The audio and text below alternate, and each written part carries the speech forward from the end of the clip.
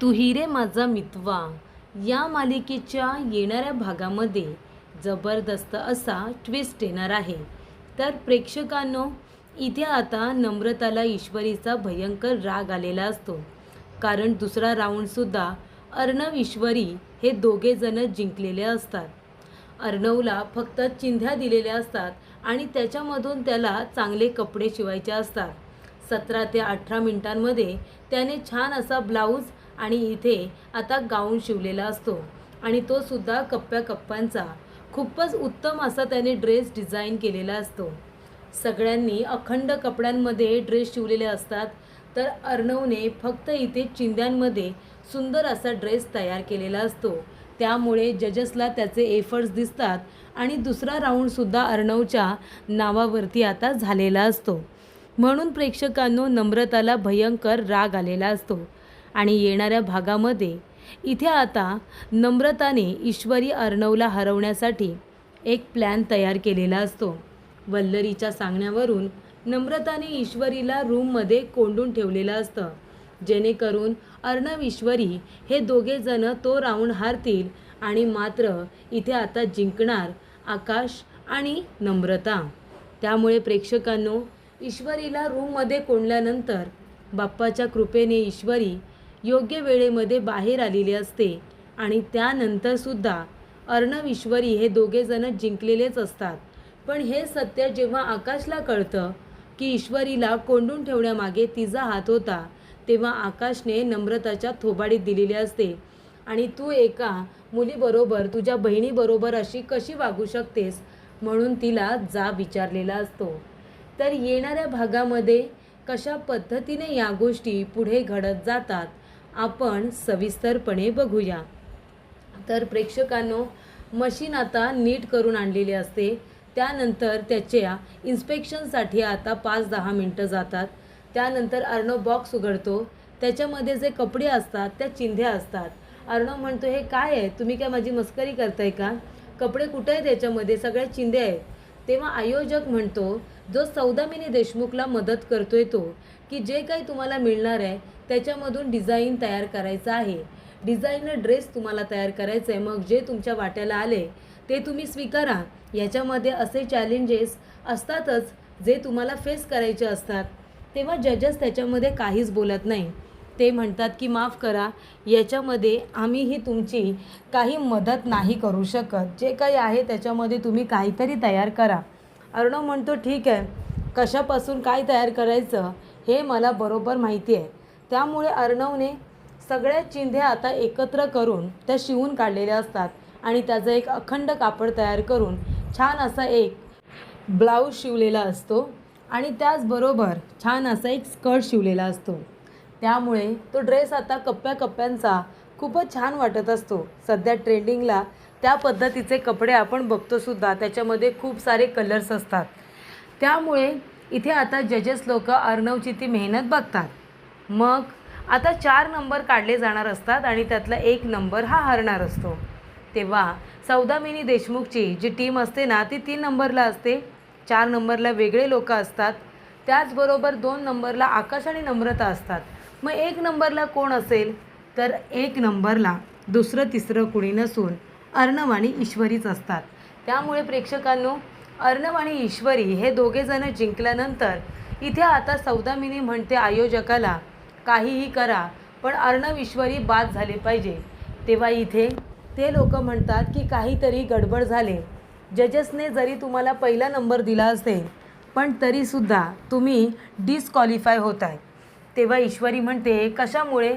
आम्ही का डिस्क्वालिफाय होतोय ना हे तुम्ही आम्हाला सांगा. कशासाठी? हा कार्यक्रम तुम्ही आयोजित केला आणि त्याच्यामध्ये आम्ही कंटेस्टंट आहोत, म्हणून तुम्ही आम्हाला हवा तेवढा त्रास द्याल आणि आम्ही तो त्रास सहन करू असं वाटतंय का तुम्हाला? हे बघा, आल्यापासून तुम्ही आम्हाला खूप त्रास दिला. आधी तर आम्हाला पासेस दिले नाही, नंतर पासेस दिले तर आम्हाला व्यवस्थित स्वयंपाक करू दिला नाही. माझे डोळे खराब होतील याची तुम्ही तरतूद केली होती. त्याचबरोबर इथे आता दुसऱ्या स्पर्धेमध्ये तर विचारूच नका, आमची मशीन इथे खोलून ठेवली. त्यानंतर तिचं इन्स्पेक्शनमध्ये 5 मिनटं गेली. त्याचबरोबर चिंध्या दिल्या, त्याच्यातून माझ्या नवऱ्याने इतका चांगला ड्रेस तयार केला. तुम्ही विचार करा, चिंध्यांमधून जर त्यांनी इतक्या कमी वेळेत इतका छान ड्रेस तयार केला आहे, तर विचार करा ना की इथे जर त्यांना एखादं अखंड कापड दिलं असतं तर त्यांनी काय करून दाखवलं असतं, याचा थोडा तुम्ही विचार करा. आता एक काम करा, तुम्हाला जर बघायचंच असेल ना तर बाकीच्या लोकांना चिंध्या द्या आणि त्यांना कमी वेळेमध्ये त्याच्यातून ड्रेस तयार करायला सांगा. आणि माझ्या नवऱ्याला अखंड कापड द्या, ते किती मिनटामध्ये ड्रेस तयार करतात ना ते बघा. सात्विक फॅशन उगाचच एवढी मोठी कंपनी नाही आहे, नावारूपाला नाही आहे.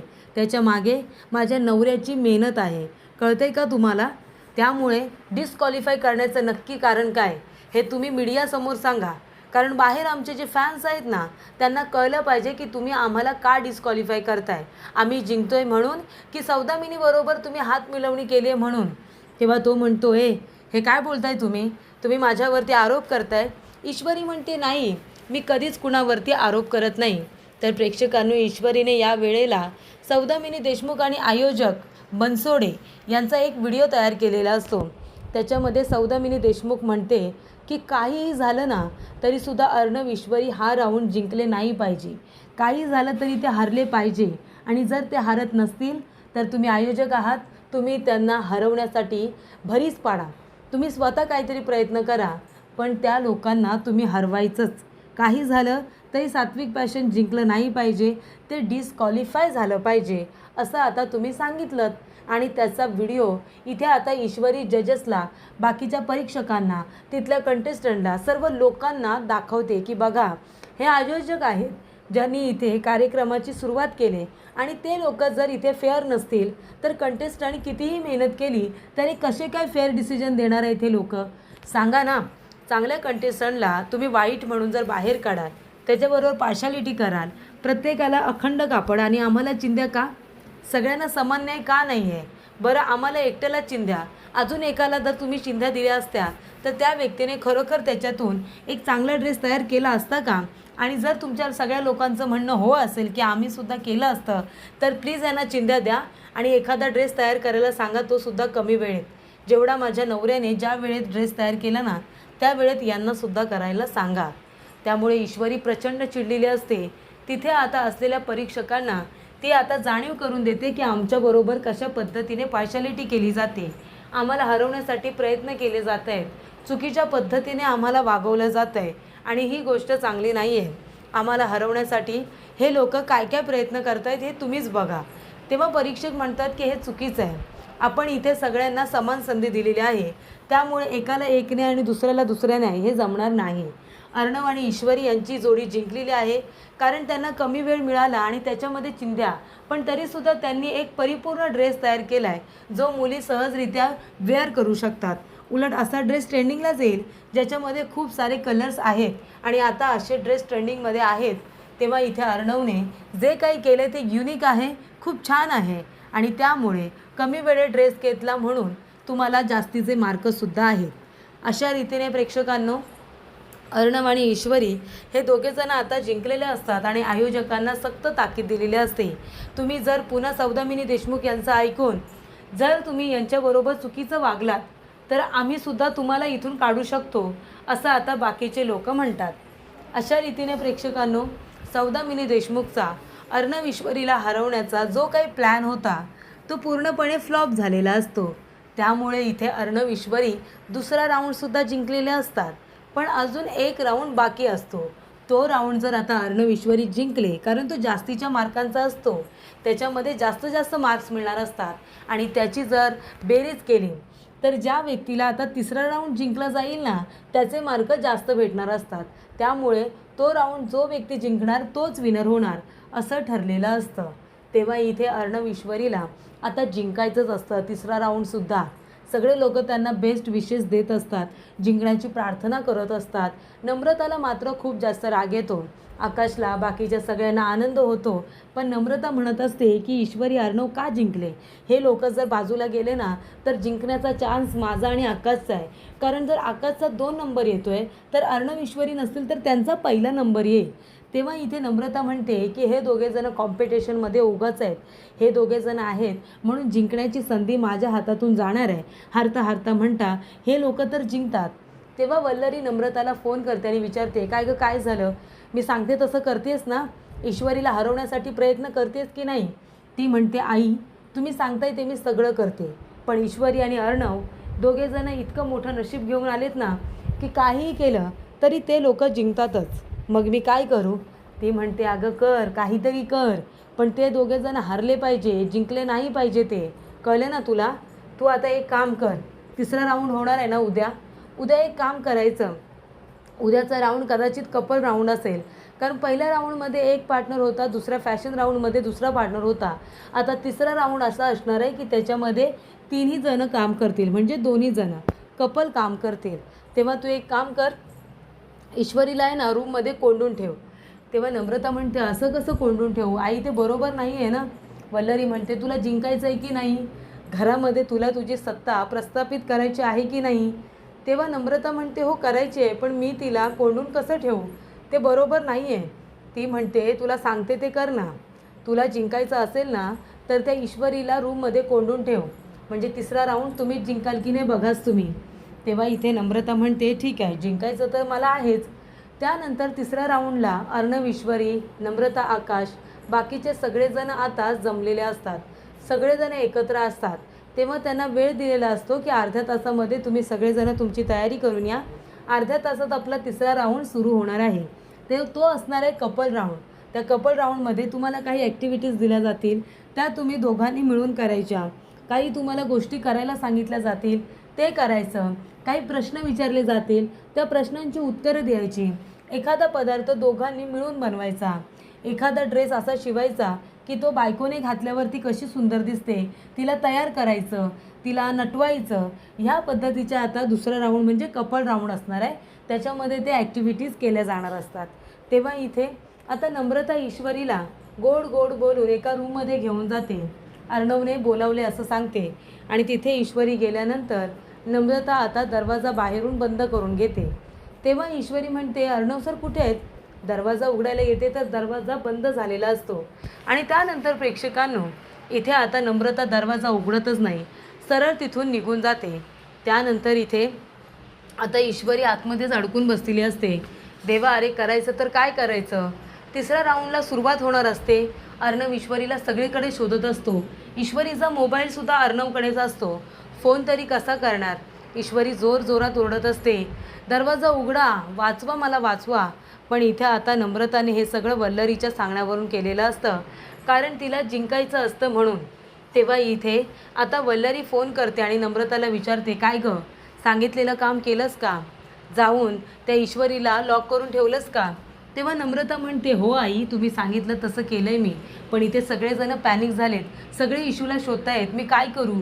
माझ्यावर नाव आलं तर, सगळ्यांना कळलं तर की मीच इशूला वरच्या रूममध्ये कोंडून ठेवलं आहे, तर मला सगळेजण काय बोलतील? तेव्हा इथे आकाश तिचं बोलणं ऐकतो आणि तो म्हणतो, व्हॉट नम्रता, तू ईश्वरीला कोंडून ठेवलेस? Are you serious? तू बरी आहेस ना? आणि तेव्हा इथे नम्रता आता गप्पच बसते. तेव्हा आकाश नम्रताच्या जोरदार थोबाडी देतो आणि तिला म्हणतो, मला तुझ्याकडून ही अपेक्षा नव्हती. अगं, आपण खेळत होतो ना, मग फेअर तरी खेळायचं होतंस. तुझी बहीण होती, ती जिंकत होती, त्याच्यामध्ये तिची काय चूक होती? ती तिचा 100% देत होती, तसं तूही तुझा 100% द्यायला हवा होतास ना. त्याकरता तू तिला इथे कोंडून ठेवायला नको होतंस. याला काही अर्थ नाही आहे, कळतंय का तुला नम्रता? तू जे वागलेस ना ते मला अजिबात आवडलेलं नाही आहे, असं आता आकाश नम्रताला म्हणतो. आणि सरळ वरच्या रूममध्ये जाऊन आकाशने आता ईश्वरीला तो दरवाजा उघडून बाहेर काढलेला असतं. तेव्हा ईश्वरी म्हणते, आकाश सर, बरं झालं आलात तुम्ही. आकाश भाऊजाऊ, मी इथे अर्णव सरांना बघायला आले होते, मला कुणी लॉक करून ठेवलं मला कळलंच नाही हो. तेव्हा तो म्हणतो की जाऊ दे, कुणीतरी चुकून लॉक केला असेल, कोणी नव्हतं म्हणून. बरं चल, आता तिसऱ्या राऊंडला सुरुवात झाली. तेव्हा प्रेक्षकांनो, अशा रीतीने नम्रता जरी चुकीची वागली असेल तरीसुद्धा आकाश चुकीचा वागत नाही आणि आकाश इथे आता नम्रताच्या विरोधात जाऊन ईश्वरीला सोडून घेऊन येतो. आणि प्रेक्षकांनो, मग इथे आता कपल राऊंडला, तिसऱ्या राऊंडला सुरुवात होते आणि अशी दणक्यात सुरुवात होते की इथे ईश्वरी, अर्णव इतक्या चांगल्या पद्धतीने प्रश्नांची उत्तरं देतात, सगळ्या ॲक्टिव्हिटीजमध्ये ॲक्टिव्ह राहून काम करतात आणि इथे आता एकमेकांना तयार करतात. आणि अशा रीतीने संसारासाठी काय महत्त्वाचं असतं, बाकीचे सगळे प्रश्न विचारलेले असतात. तर सर्व प्रश्नांची उत्तरं त्यांनी अचूक दिलेली असतात. जजेसला ते खूपच जास्त आवडतात आणि त्यामुळे इथे आता ईश्वरीला कोंडून ठेवलेला असताना देखील इथे आता ईश्वरी तिसरा राऊंड जिंकलेली असते. आणि इथे आता वल्लरी, सौदामिनी देशमुख आणि नम्रता तिघेजणी तोंडावरती पडलेले असतात आणि कठीण प्रसंगामधून सुद्धा अर्णव आणि ईश्वरी हे दोघेजण जिंकलेले असतात. ट्रॉफी त्यांच्या नावावरती झालेली असते. 100 कोटीचं पारितोषिक सात्विक फॅशनला अर्णव ईश्वरीला मिळालेलं असतं.